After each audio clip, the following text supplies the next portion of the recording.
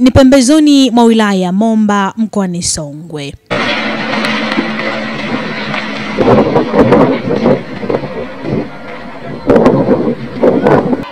Katika kijiji kidogo cha Makamba kilichopo katika kata ya Chitete. Ni kijiji kilichozungukwa na mandhari ya asili, lakini pia kimejaa simulizi za maisha ya kusikitisha na kusisimua. Miongoni mwa wakazi wake ni familia moja yenye changamoto kubwa ya maisha, ikiwa ni pamoja na hali duni ya makazi, kipato hafifu na watoto waliobarikiwa kwa uhai lakini wakihitaji msaada maalumu. Familia hiyo iliyojaliwa watoto 6, ikiwa kati yao 3 ni walemavu wa miguu wasioweza kusimama wala kutembea. Lakini katika hali isiyoweza kutarajiwa wala kufikirika miongoni mwao, tumaini limechipuka na mwanga kuangaza katika familia hii ni kupitia taasisi ya Nishike Mkono Nitabasamu, ambapo imejitolea kwa moyo mmoja kubadilisha maisha ya familia hii kwa kuwajengea nyumba ya kisasa, salama na yenye staha. David Mosimba ni mwenyekiti wa taasisi hii ya Nishike Mkono Nitabasamu. Yeye anaeleza hali halisi ya familia hii na kitu gani kilichowasukuma kama taasisi kutoa msaada wa kuwajengea nyumba hii familia. Huyu mama tulikuja kumjua baada ya msamaria mwema kutuambia juu ya maisha huyu mama. Ndipo sisi kutoka mjini Tunduma tukaja huku kuja kuangalia mazingira hapa nyumbani. Baada ya kufika hapa nyumbani, kweli tukaona mazingira yake ni magumu kwa sababu ni mama ambaye anaishi na watoto ambao ni walemavu. Hivyo kutokana na maisha yake yalivyokuwa magumu, afu na watoto maisha yake ikawa ni ngumu kwa sababu mazingira anayoishi ni magumu. Ni mama ambaye alikuwa anaishi nyumba yenye chumba na sebule. Usiku ni chumba, mchana ni sebule. Hivyo tulivyokuja kuona mazingira hapa kama viongozi wa taasisi hii ya Nishike Mkono Nitabasamu, tukaenda kuwashirikisha wenzetu, tukaonesha mazingira yalivyo. Baada ya hapo tukalizia kama sisi taasisi kwa kila mwanachama kutoa kichache alichokuwa nacho ili tuweze kumwezesha umama kwa kidogo alichonacho. Hivyo tukachanga michango, tukaweza kumjengea nyumba huyu mama. Nyumba hiyo yenye vyumba 2 na sebule. Sisi huwa na bado na mipango, lakini katika mipango kwamba hapa tulipoanza tumeanzia hapa kwenye hii nyumba kwanza. Tumeamua kwanza tuanze kwenye nyumba kwa sababu ndicho kitu cha kwanza kwenye hii familia. Tukaona kwanza tuwakomboe kwenye masuala ya makadhi. Sisi kama taasisi ya Nishike Mkono Nitabasamu, kwa sisi kwa muda huu tumeishia hapa. Hivyo kama kuna watu wanawiwa kuchangia au wanavutiwa kuchangia familia hii bado inahitaji mahitaji yake. Kama watoto hawa bado wanahitaji wapate viti au baskeli ili ya kutembelea, ndio shughuli imebakia kubwa sana kwenye hii familia. Sisi kwa ile mama ambayo amekuja kutuambia leo hii, nipende kuiomba serikali ikiongozwa na mheshimiwa diwani, kuna mbunge wa jimbo hili, kuna mheshimiwa diwani wa kata hii, pia kuna mwenyekiti wa kijiji na mtaa. Naiomba serikali kwa kupitia hao viongozi waweze kuziona hizi familia, sababu huku nyuma kuna familia zipo nyingi kama hizi. Lakini kama viongozi wa serikali naomba waendelee kuziona hizi familia. Pia kuna wawakilishi wao. Wale wawakilishi wao waweze kupita mtaani. Huku mtaani kuna watu namna hii ambao wana shida kama hizi ni nyingi sana. Kwa hivyo naiomba serikali iweze kuangalia watu wa namna kama hii. Mimi napenda kuwashauri wakina baba wenzangu kwamba katika maisha ndoa ukiona kama kuna changamoto kama hizi, usikimbie familia yako. Jaribu kushirikiana na familia yako na mke wako kwa sababu haya ni mapito tu, sababu huwezi jua kesho au kesho kutwa kwa nani au mtoto atakuwa nani, kwa sababu wababa wengi wanazikimbia hizi familia, ila baada ya hapa mtoto tu pale anapofanikiwa akisoma kupitia mgongo wa mama, huwa tunajionyesha kwamba mimi ndio baba yako.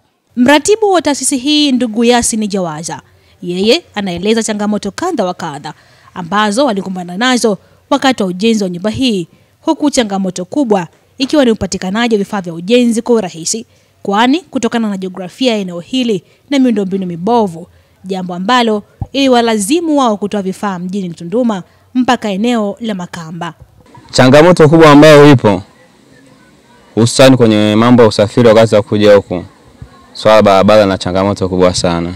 Changamoto pia ambazo zipo kwenye kijiji kwenye swala la ujenzi, vitu vya ujenzi huku ni gari, inatulazimu tutoke navyo vitu mlo mpaka hapa. Pia usafiri ni gharama, lakini vitu kichukulia huku ni gharama inakuwa ni zaidi sana. Serikali ikiambatana na rais wetu Mama Samia Suluhu Hassan kwa changamoto ambazo tulizoziona huko, hususani miundombinu ya barabara kupitia njia ya barabara ya Sumbawanga ambayo na kilomita chache sana. Lakini kuna njia wanasema ipo, lakini japokuwa sifahamu, ambayo inatokezea na hisi ni Vwao au Mlo. Hiyo inapitika, lakini barabara shortcut sana ni ya kupitia barabara ya Sumbawanga. Kwa hiyo nikiomba ndugu yetu Mama Samia Suluhu Hassan akifanya mchakato kama mchakato unaoendelea kwenye barabara ili waimalize, iwe rahisi sana kuhusu swala usafiri. Hata bidhaa natumaini bei zao zitakuwa ni chini sana. Kwa mazingira ambayo tuliyokuta watoto, ni familia ambao watoto ni wa muda mrefu sana.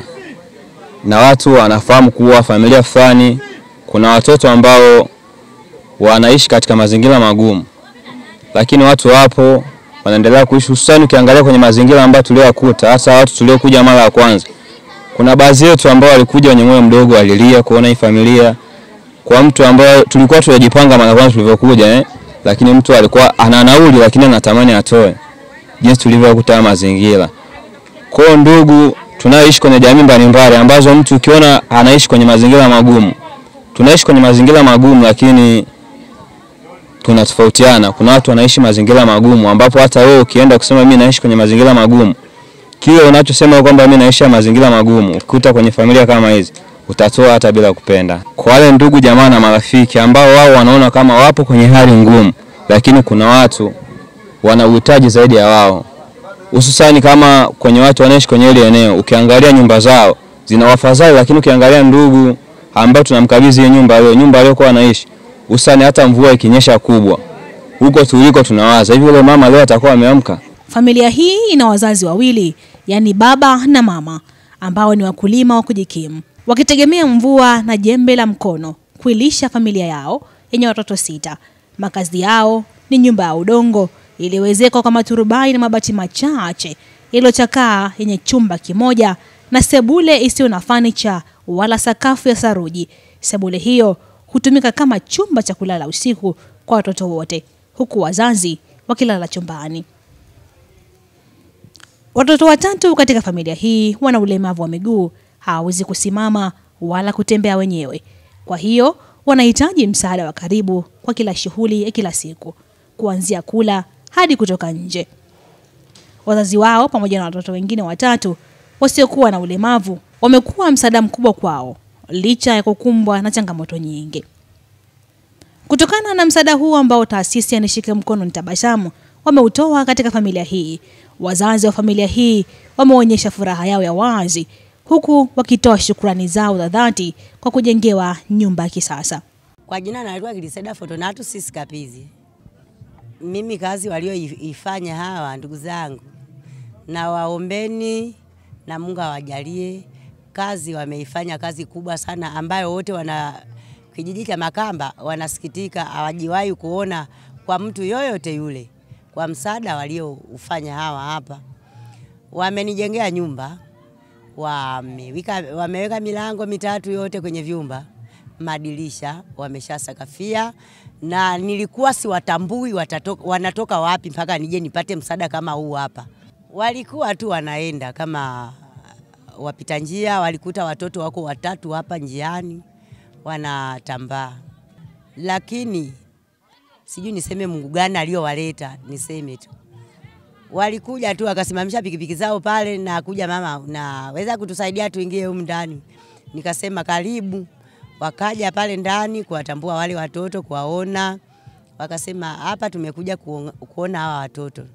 Kasema haya sawa, karibu. Lakini walitoka na nguo kidogo, wakawa wanawapatia hao watoto manguo. Baadaye wakaenda. Wakaja tena. Mwingine akaja tena. Naye alitoka na nguo nyingi sana, sukari, mafuta, nini kila kitu, kwamba nikadhibitishe kwamba watoto kweli wapo watatu walemavu. Na amekuja naye tulimshukuru sana.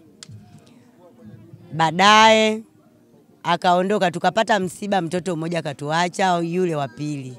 Walikuja kwenye msiba kutufariji kwenye msiba, wakaja na hela za kutupa pole kwenye msiba. tuliwashukuru.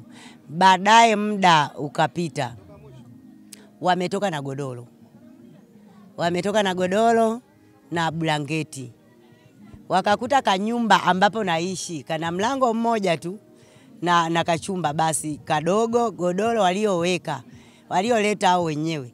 Nilishindwa kuwatandikia watoto, ndipo wameanza jukumu la kuanza kufanya nini, msaada wa nyumba. Mama ambapo anaishi si mazingira mazuri na watoto familia hii hapa. Kwa hiyo wameanza msaada wenyewe, wamevuta tofali, wamejenga, wamesakafia milango mimi. Nawashukuru, yani nawashukuru kwa sababu msaada mlio waufanya wote hapa mlipo kusanyana kuja hapa na kila mtu anashangaa. Nimeomba msaada wa TASAFU wameninyima. Wanasema mtajaza na watoto wako huko. Nikienda serikalini ndio hivyo hapo. Nimeomba baskeli za watoto hakuna cha msaada. Kwa hiyo najibeba tu. Yani nyinyi inatakiwa niwashukuru kwa kila jambo, yani sijui tuseme kushukuru kwenyewe. Sijui tufanyeje. Kwa jina naitwa Cleophas Clemens Mkimba. Nilikuwa mkazi wa Kitete. Lakini baada ya kupata watoto walemavu 3 kaamua kuja huku. Niliona kwamba labda inawezekana nikawa na watoto wengine ambao sio walemavu kwa mia kijiji kingine. Baada ya kuja hapa nimezaa watoto 3 ni wazima. Mimi nimewashukuru sana kwa sababu hiki kitendo walichonifanyia siwezi, yani ni cha kusimulia. Wameacha walemavu wengi sana hapa Tanzania, lakini wamekuja kusaidia familia yangu. Ni Mungu amenishukia. Kwa hiyo nawashukuru wote, tabasamu. Mungu awabariki. Si Makamba peke yake ambapo taasisi hii imetoa msaada, bali taasisi hii imetoa misaada sehemu mbalimbali za mkoa wa Songwe, ikiwa ni vituo vya kulelea watoto yatima, hospitali na hata gerezani. Ndiyo maana tunasema Nishike Mkono Nitabasamu imekuwa taasisi inayoleta mwanga miongoni mwa familia zilizopoteza tumaini. Kwa majina naitwa Joyce Jackson Lupenza, ni mjumbe katika kikundi chetu cha Nishike Mkono Nitabasamu. Kwanza nilipopata mapokeo ya kwamba tunakuja kuwaona wenye uhitaji na hali halisi nilivyoiona katika grupu viongozi wetu walivyotutumia, sio siri, mimi kama mama niliumia sana. Yaani niliona kama ni mtu mmoja ambaye natengwa sana katika jamii. Lakini nikajipa moyo kwa viongozi wetu jinsi walivyoshikamana na kuona hili jambo ni la heri. Kwa kweli sikuona shida na mimi kuungana ili tuweze kuja kusapoti hii familia. Kwa wale watoto jinsi nilivyowaona, kwanza wanahitaji msaada. Kwa sababu tukisema watumie vyoo hivi vya kawaida tunavyotumia sisi, ina maana moja kwa moja tunasababisha magonjwa mengine kwa hawa watoto. Ninashauri viongozi wetu waone kwa upeo mwingine, tuwajengee choo kwa ajili yao vya walemavu ambavyo watakaa, vitatumika kwa ajili yao tu. Mungu anajua namna kumuinua mnyonge. Kwa hiyo nawashauri tu wanaume, naomba tuendelee kushikamana hata kama familia zetu zinakuwa na changamoto. Mimi mwanamke sikupenda nizae mtoto wa staili hiyo, ila tu ni Mungu mwenyewe ndiye anayejua undani na ukweli wa jambo husika. Kwa hiyo tupende tu familia zetu hata kama zinakuwa na changamoto. Kwa majina naitwa Wema Alfred Mwakinga. Nipo kijiji cha Makamba. Tumekuja kuwaona wahitaji ambao ni vilema 3 nyumba moja. Kwa kweli watoto 3 nimehuzunika sana kama mama. Serikali kuacha watoto wakiteseka, wakihangaika maisha magumu. Kwa kweli nimeumia sana. Nimeona nimeguswa. Nilichonacho nitoe kusaidia hii familia. Na hii familia ipo wakati mgumu, inaishi maisha ya shida. Nyumba moja ni nyumba ambayo ni ndogo sana. Inaishi watoto 6 na wazazi wao na watoto 3 ambao ni walemavu. Wanahitaji msaada wenu serikali, popote kama mtakuwa mnanisikia, naombeni. Yaani mimi nimeumia sana kama mama. Ili jambo limeniumiza sana. Majina naitwa Temina Juma.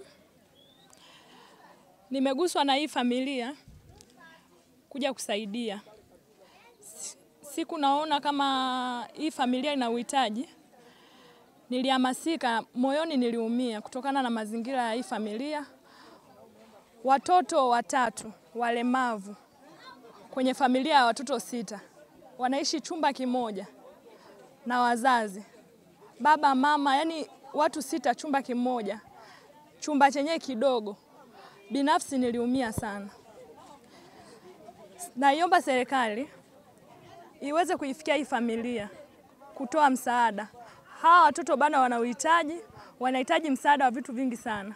Sisi tumefanya kwa uchache, lakini bado familia ina uhitaji mkubwa sana. Ikiwa kama watoto, kwa mazingira walionao, mahitaji ni mengi sana. Wanahitaji elimu, mavazi, chakula. Kama hawa walemavu wanahitaji baskeli, hivyo ambayo inaweza kuwasaidia kutoka sehemu moja kwenda sehemu nyingine.